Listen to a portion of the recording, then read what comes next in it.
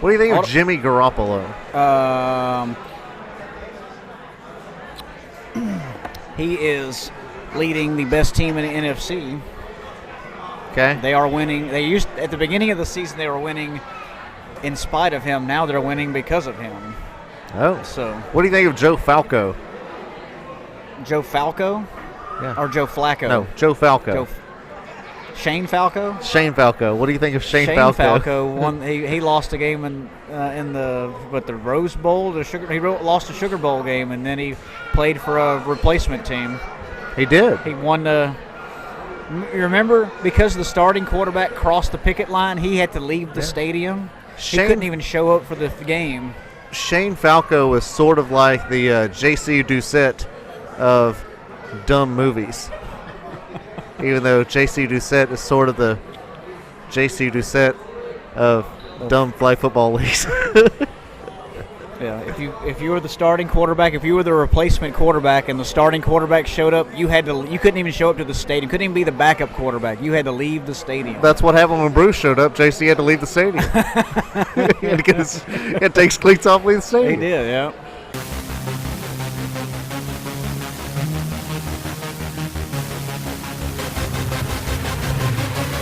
Check, baby!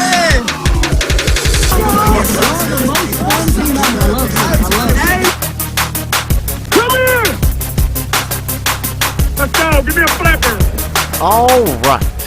Welcome to the playoff finale spectacular amateur hour. I can be as loud as I want show because we're Buffalo Wild Wings and not some podunk brick oven pizza in Lumberton. We're in the big city of Beaumont. Troy, say hello. Hello. Okay. The last games of the decade. Yeah, the last games of the decade, turns out, because here in a month we're going to be all up in 2020. So with hindsight being that, let's go ahead and talk about the games. See how I did that? That's really good. You did it. Yeah, I got transition. Got these pipes. Well, kind of messed it up now, but anyway. So the playoffs happened last Sunday. And the very first game of the day, what we're going to do here, just so you guys know, we're going to kind of go through the first few quickly, and then we'll spend some more time on the second round in the championship. So the first round, the first game of the day was the 409 boys taking on the Expendables. Do you happen to remember their seeding by any chance? 409 boys were the 4 seed, and that would make the Expendables the 5 seed. Okay. So in that game, the 409 boys won pretty easily, 47-18. Do you have anything about that game that you can remember or care? The Expendables only had 6 people, and the 409 boys just made it up and down the field really easy. It wasn't very competitive. It was the only game of the day that wasn't competitive, really. I think with the Expendables, if they would have had more people, obviously they would have been a closer game. They just didn't have enough to compete. So you got to show up. I mean, that's the thing. I mean, it's a marathon, it's not a sprint. There you go.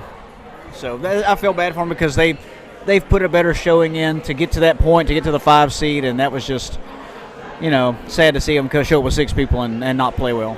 Yeah. So the second game of the day was the Jack Boys playing Express. The Jack Boys, I believe, were the number 2. The 3 seed. 3 seed. 3 played in the 6. Yes. The Jack Boys won that game 34-27. What do I need to know about that game? I just think that the score was 7 points. I feel like it wasn't as close as that 7-point score. Express had a tough time moving the ball. JR was playing quarterback and just couldn't really get the ball downfield.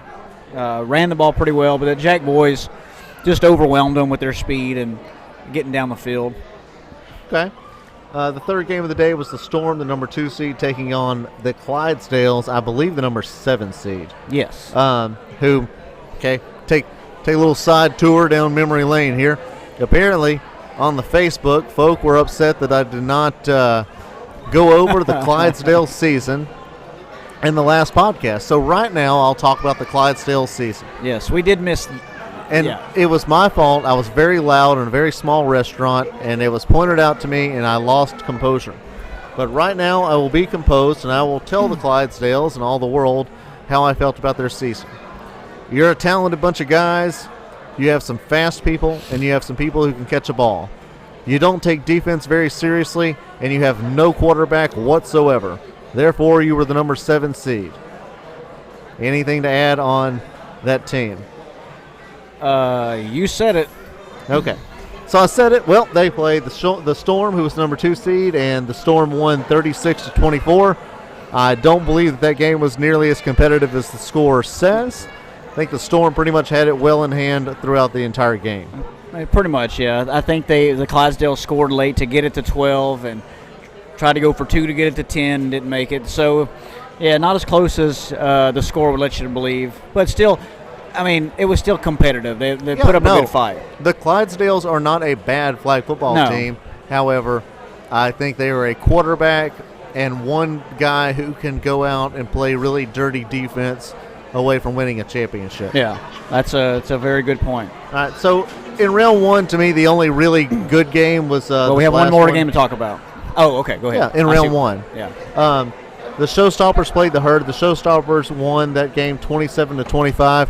You know, and I'm sure most of you know, but if you don't, Troy and I play on the Herd, or we did. I'll get to that in a little bit. But that was my favorite game we actually played this season. I thought our team played hard. Thought the Showstoppers just had one more good play in them than we did, you know. It came down to the last 2-point conversion. It came down to the last plays of the game, and we couldn't get a stop, and they could.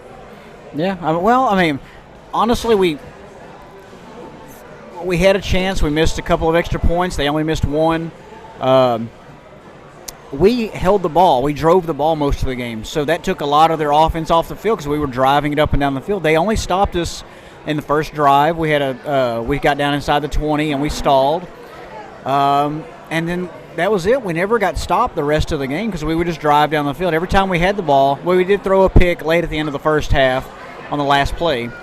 But other than that, I mean, we drove the ball down the field and took the ball out of their hands, and they scored quick. And we would take our time and get down the field and score. And then we had a 2-pointer to try to tie it up and missed it. And that was really that was the difference right there. Our defense didn't play great, but it played better than normally. Yeah. And I'll say this because I'm not gonna ignore the Showstoppers. They played a great game, but they have another game where we'll talk about them more. Yeah. They did what they had to do offensively against us to beat us.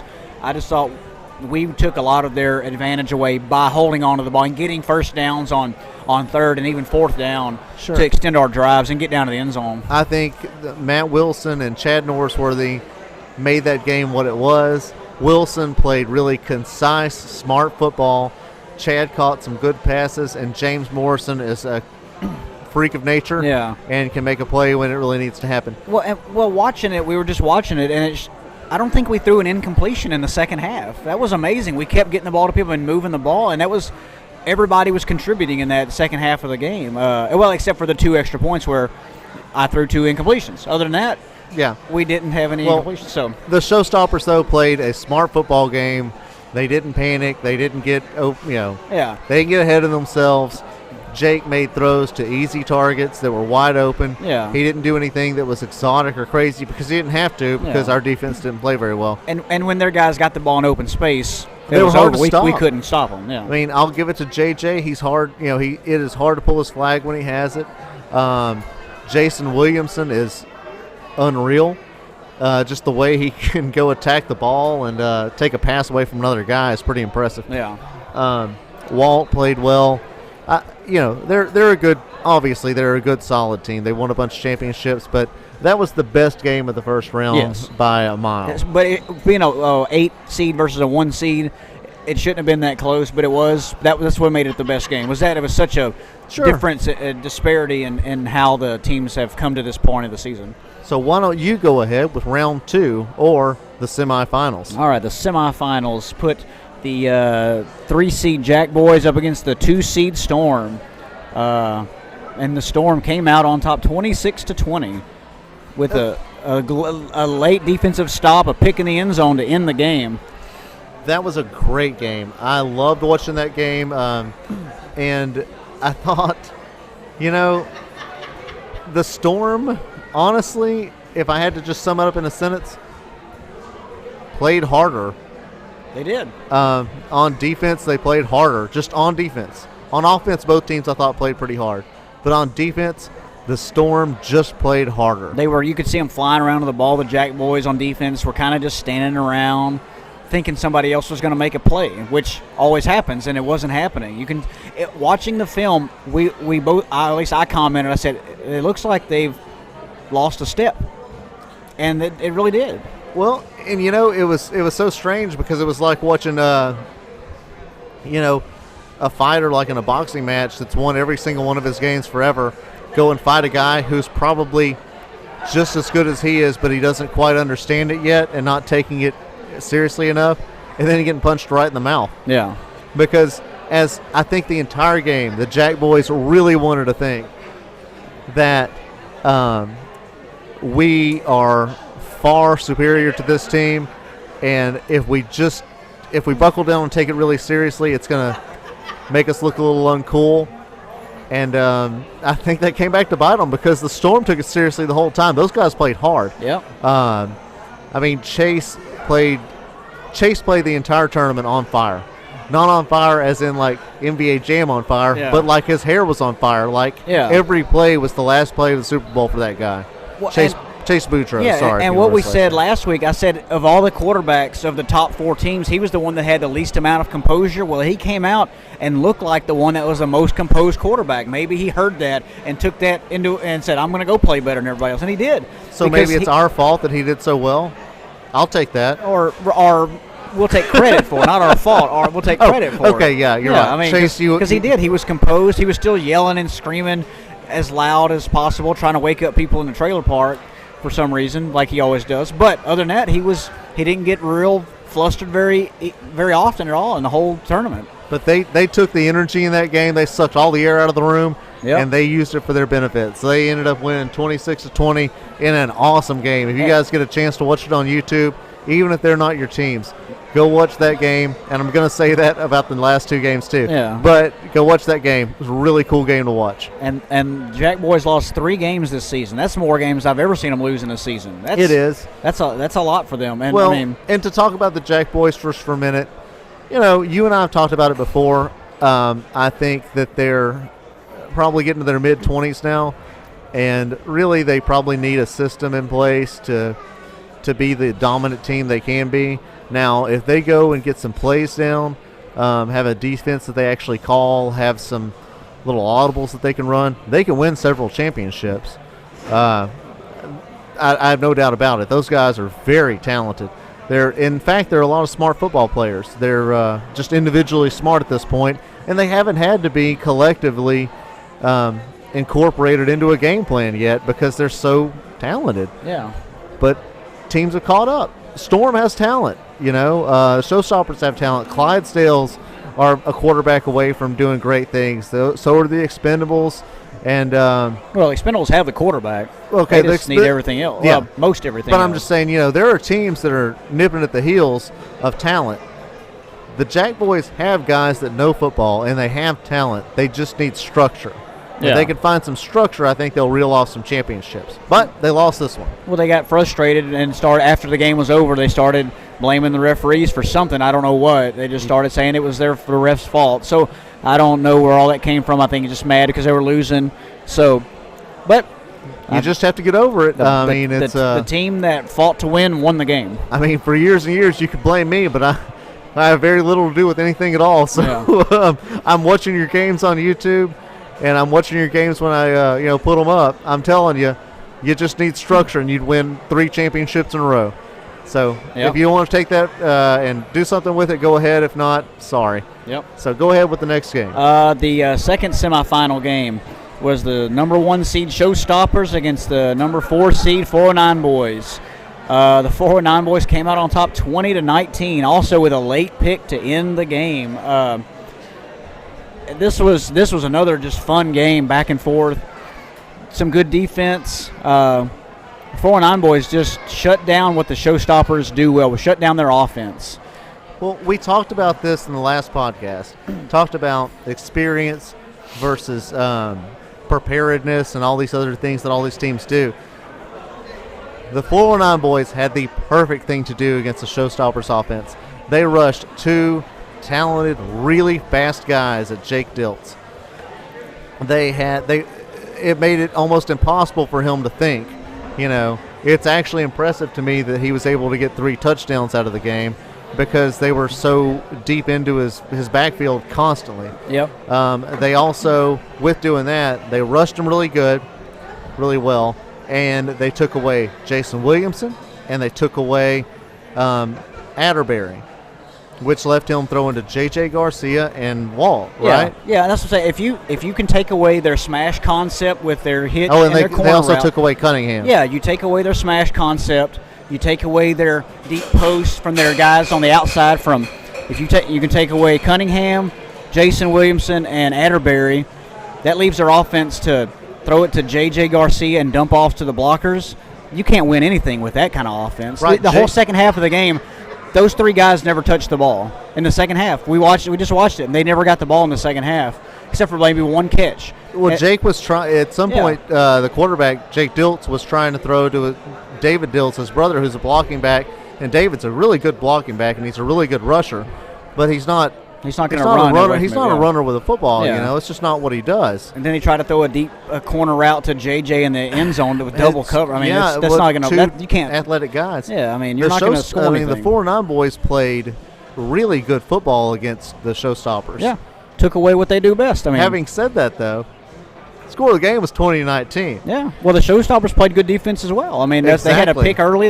They didn't score on that drive. They would have gone up 14-0, and they didn't score on that long interception. And it's an extra point away. You know, I think what the Showstoppers could take away from that is honestly nothing. I mean, they're a really good team.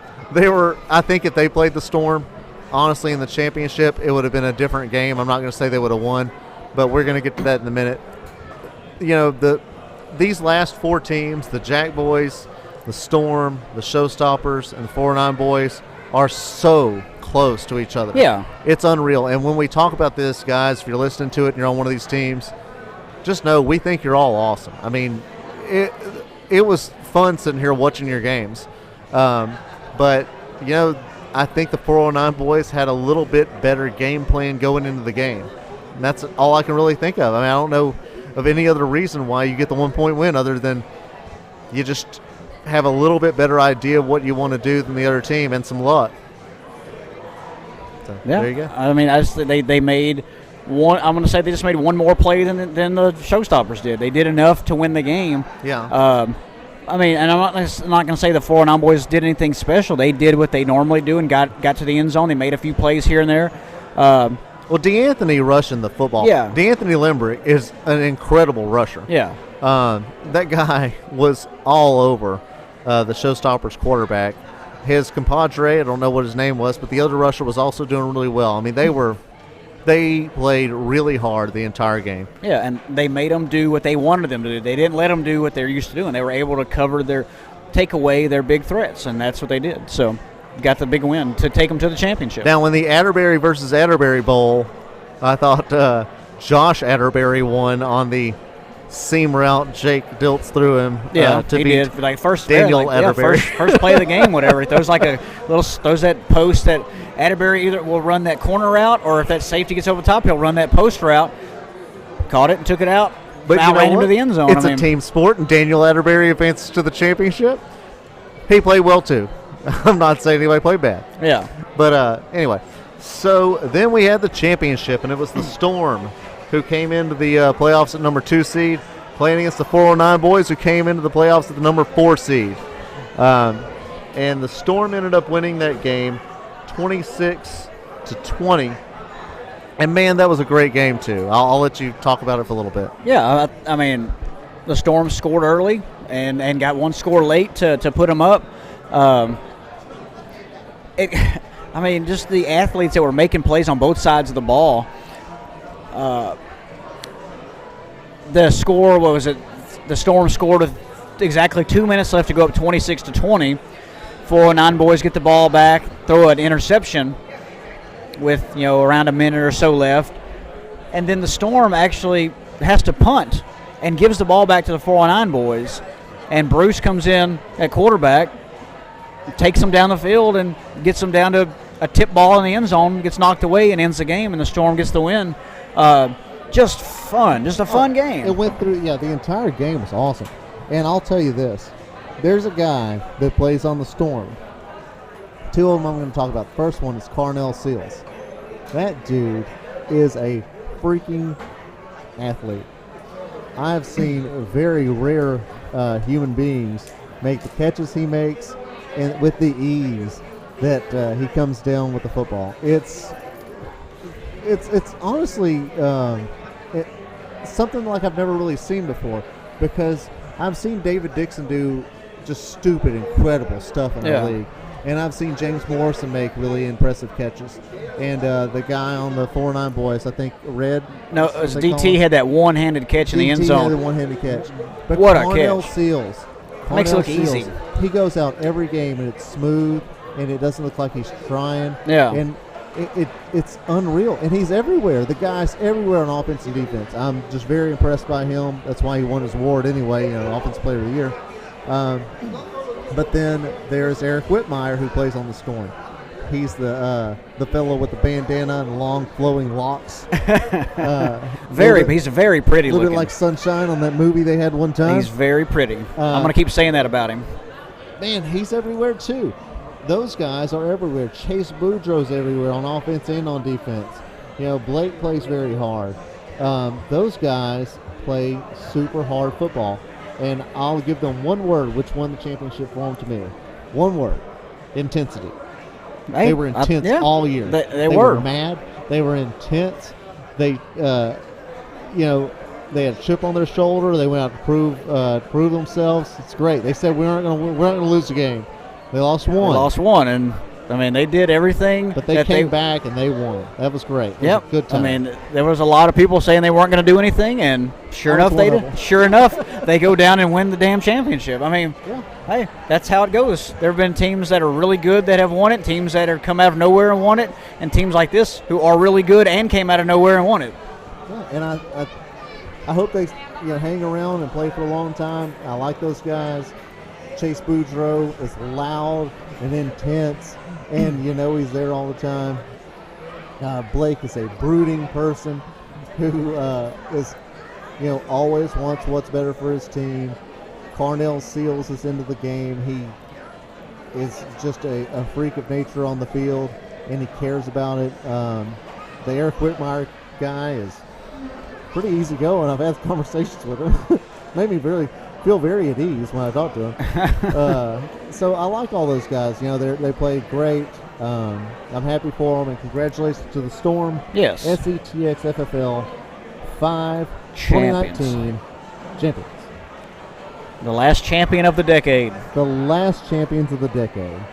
That was fun. It was fun. This was probably the most competitive playoff weekend that we've had in probably all 5 years, I think. It's just because of how every game was coming down to the last the last four games all came down to the very last minute of the game. Sometimes the last play of the game. So, yeah. That was fun. That was really, really fun all weekend. It's a great league. Walt Durham, the president, is doing a wonderful job. And let me give one more special shout out to a guy named Aaron Ward, who is the videographer, second place videographer of the century, because Stacy Courts is first. But yes. Aaron, you're in rare company. You videoed those games great. I was telling Troy when we were sitting here watching, I was like, man, who's videoing? That's awesome.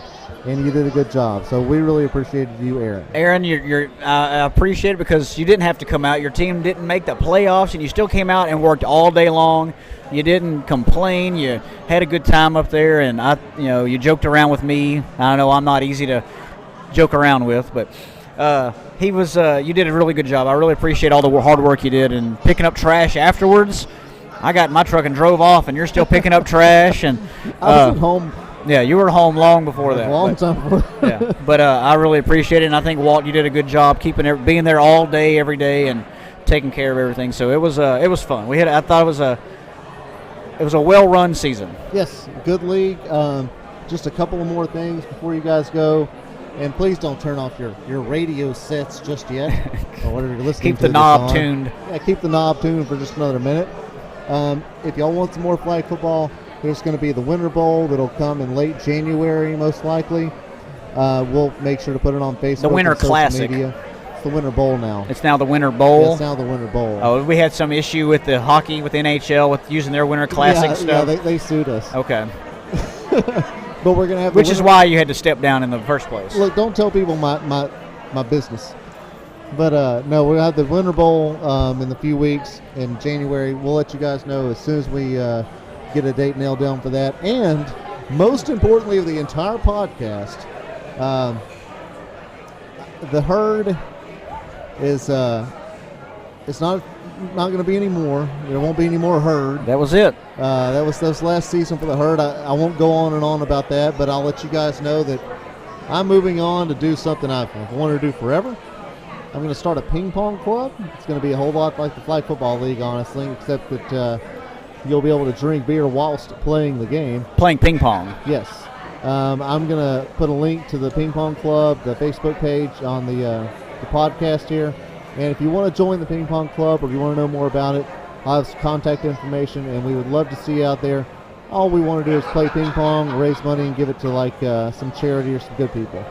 So, hope to see you all there. SETX Ping Pong Club. SETX Ping Pong Club. Yes. Very concise. And you have a good logo, correct? The best logo ever made. It's the best. It's orange. huge. It's orange. It's huge. It's huge. It's beautiful.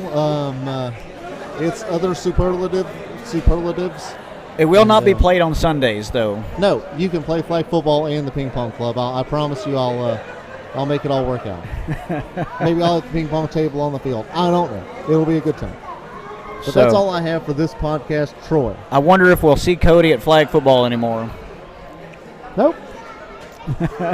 He's still going to do a podcast. He's not going to watch any games. He's not going to pay attention to any of it. He's just going to come out here and talk crap, and that'll be it. Just going to air grievances until Walt's like, can you please stop?